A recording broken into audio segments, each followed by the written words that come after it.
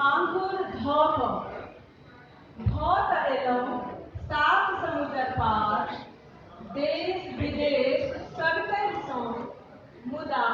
वैह आंगुर धोक की देखब सुनब सदिखन एतबे चिंता जे आंगुर नहीं छूटै ताहि पर सँ एना बाजू एना चलू देहाती हिस्सा कहिया बिसरब एहिसँ तऽ भूलि अबितहुँ गामक सीमान धरि अपनासँ अपना मोने जैतहुँ जते काले मोन होइता बौआइत ढहनाइत बुनबा पोखरिसँ भरि खोइछा मखानक काज भर भरने कखनो घुरि कऽ अबितहुँ अपने मोने कोनो चिंता तऽ नहि रहिता छूटि जेबाक हेरा देबाक केओ देहाती तऽ नहीं कहिता। धन्यवाद।